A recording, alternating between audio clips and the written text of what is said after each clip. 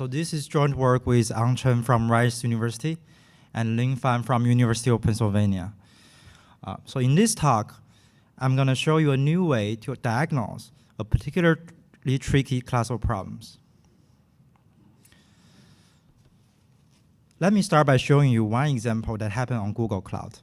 So in this case, a user submitted a request to a computing service, and the job did finish. However, it took nearly 2 minutes. So now the operator must diagnose, so why did a simple request took so long? So we call such problems timing-related faults. So this request is computed correctly, however, it took a long time. So this type of problems is common in distributed systems.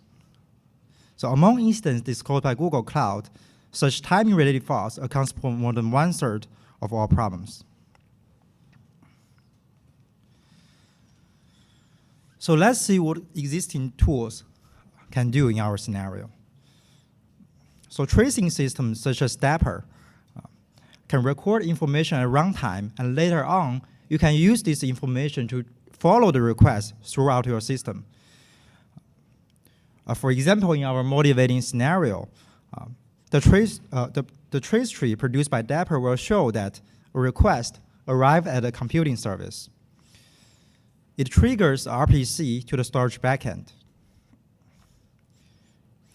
So the request finished after the RPC completed. However, it took 2 minutes. So now the operator will be wondering, so why is this taking so long? So the operator can understand from the trace tree that the storage involved, and it took a long time.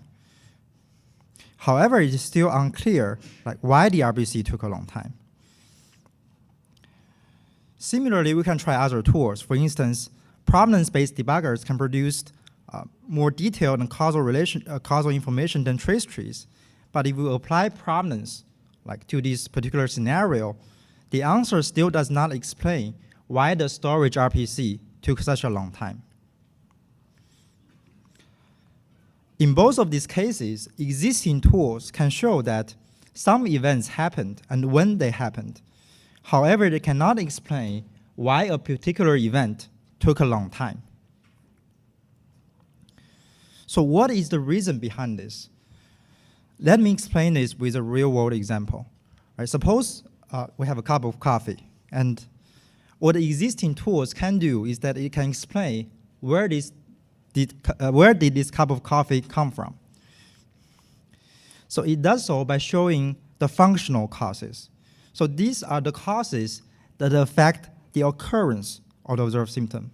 For instance, this coffee is made from beans and milk. So without beans or without milk, there would not have been this cup of coffee. So both trace trees or provenance can handle these kind of functional causes pretty well.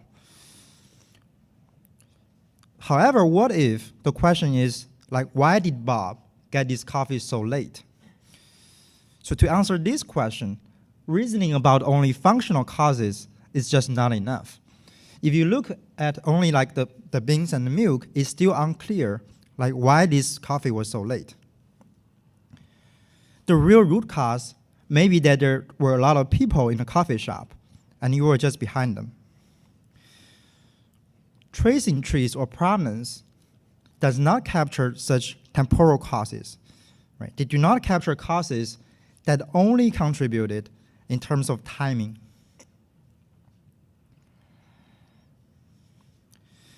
Something very similar to what happened at a coffee shop actually occurred in the Google Cloud incident.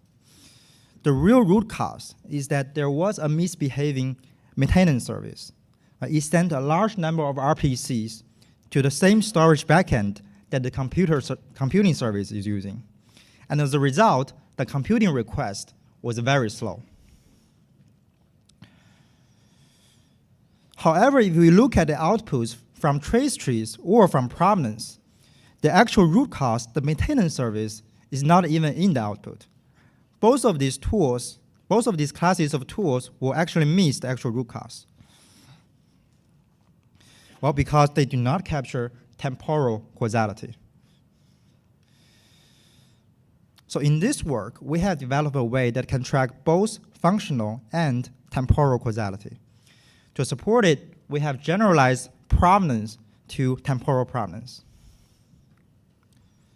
So given a symptom, temporal provenance can track additional events that contributed only in terms of timing. For example, in this Google Cloud incident, it would have captured this maintenance service, which is actually the real root cause. So next, I will provide more details of how temporal provenance works.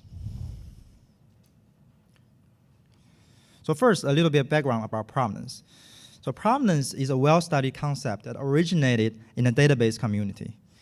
It can capture causality between events. You can use it to understand why some event happened. Like for example, provenance can explain where did this cup of coffee come from. So in this graph, each vertex represents an event, and each edge represents a causal relationship. So we call this graph a provenance graph. So for example, in this particular scenario, provenance tells us the coffee is ready because earlier a barista ground beans and steamed the milk.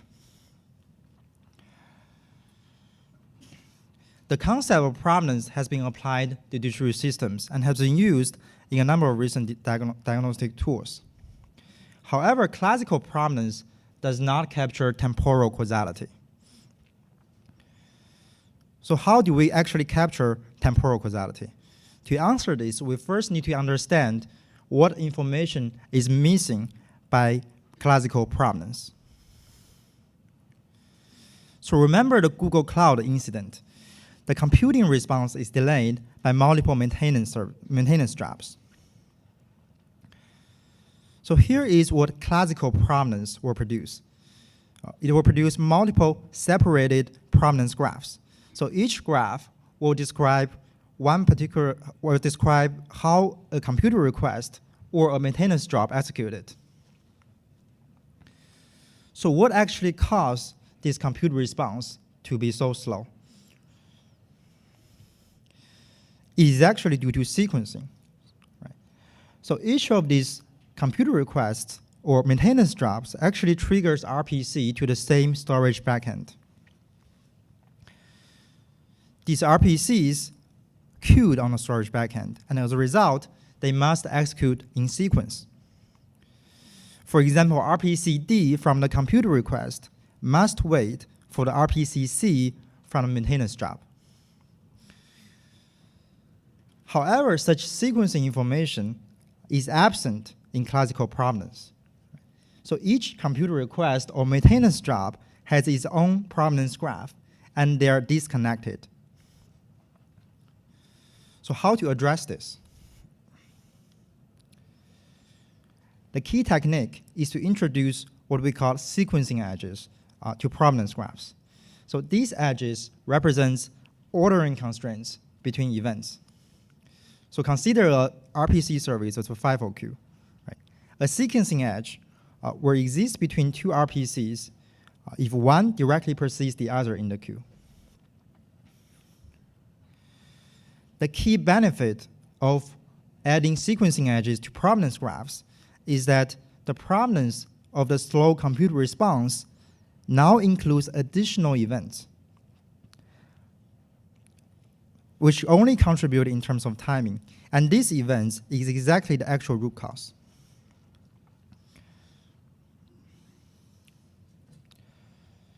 So temporal provenance includes the necessary information for diagnosis.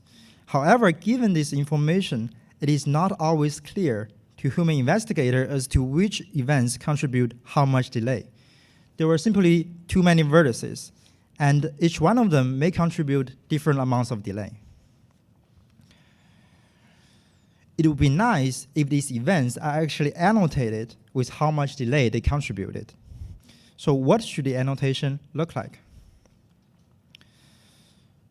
We want the annotation to make intuitive sense. So let me explain this again using the coffee shop example. Right? So why did Bob's coffee take so long? So suppose there were two baristas in a coffee shop. Barista Y got Bob's order at 10 a.m. However, Barista X only finished grinding beans for Bob at 10:35. Why is that? Because he was busy with grinding beans for customers that arrived earlier than Bob. And as a result, Bob only got his coffee at 10:36. So now we want to annotate this provenance graph, this temporal provenance graph, with the delay that each subtree contributes. So precisely, we want the annotation be in a way such that events are annotated with X if the overall delay could be reduced by X if that event had been instantaneous. Intuitively, this means that the annotation should correspond to potential for speedup. Here is an example annotation which has that property. Right? So suppose there were no other customers in the coffee shop when Bob was there. Then the barista X can immediately start grinding beans for Bob, so it would take 5 minutes instead of 35 minutes.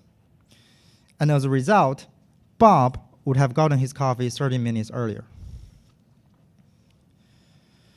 So how can we compute such delay annotations?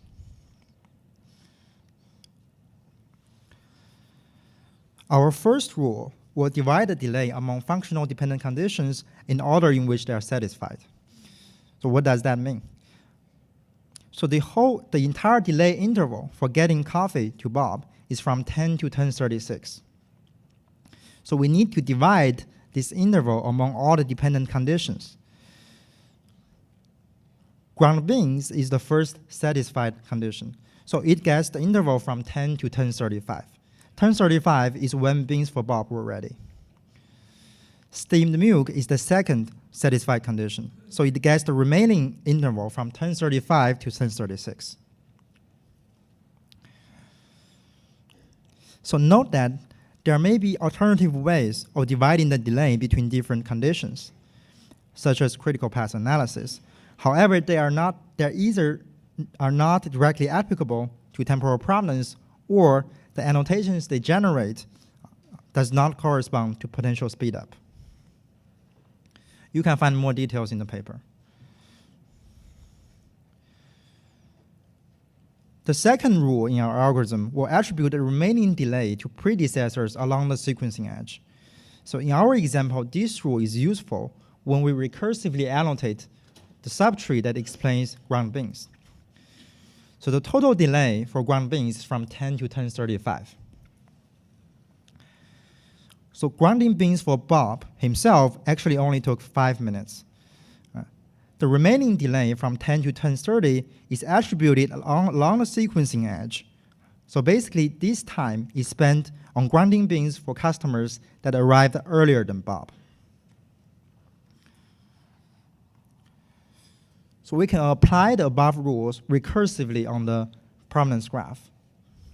And then each subtree in the provenance will each have a delay interval, which may be empty.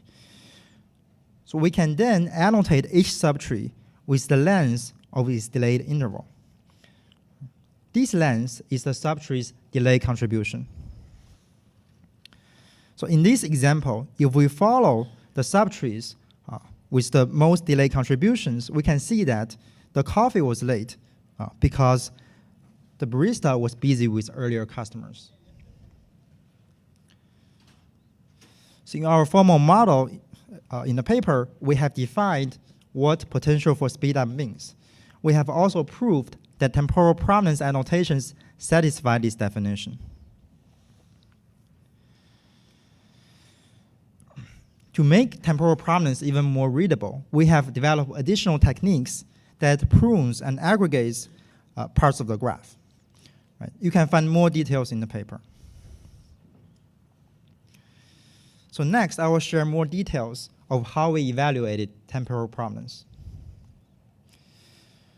We have implemented a debugger called Zeno that generates both temporal provenance and functional provenance. Our prototype supports both declarative and imperative systems, including RapidNet, Zipkin, and a mininet with P4 switches. We want to be realistic, so we took 7 incidents disclosed by Google Cloud and reproduced them in the lab. So we evaluated the prototype to answer these 5 questions. Due to time constraints, I will cover only 3 of them today. You can find more details in the paper.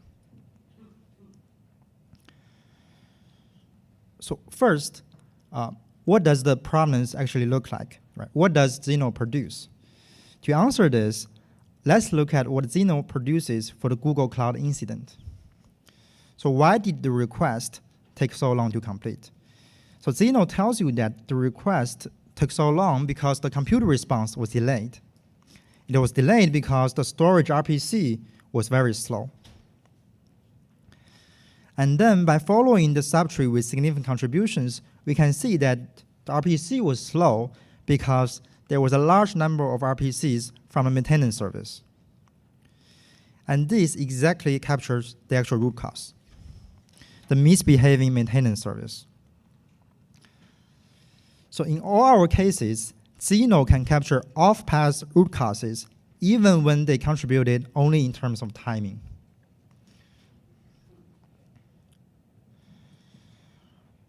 One requirement for temporal provenance is to present readable explanations. We have measured the number of vertices with annotation and aggregation enabled. So across our scenarios, our annotation and aggregation techniques reduce the provenance size by over 89%. So in the final explanation, the number of vertices that actually contributed delays is always less than 35.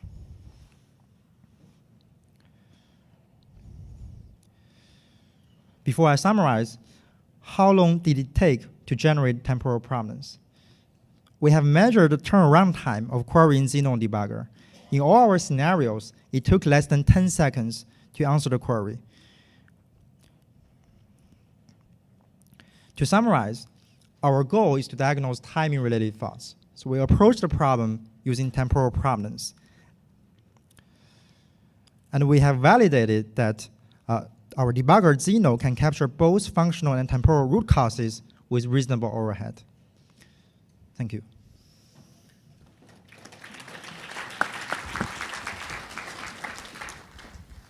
Questions? All right, just to start things off. So it appears that when you want to trace out the root causes of problems, right? So there's a certain depth to which you can go. So the underlying system has many layers. It could be the network that's slowing down packets because the switch was processing some control plane messages. So how far do you go and where's the limits? How does a system designer or someone who uses or designs such a provenance system figure out the scope? I think you are right. I think the capability of the system will depend on like how much information it gets.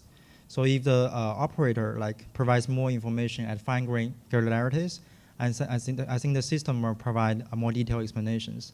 And I think one way we have thinking about to determine like what kind of granularity we go to is like the kind of timing latency you care about. Thanks. Other questions? We still have time. All right, there's one. So I was wondering, it seemed to me that what you define as a fault is that certain action doesn't happen within certain deadline. So why not maybe look at the monitoring approach where you know that for each service you have some expectations in terms of timing? I was just curious.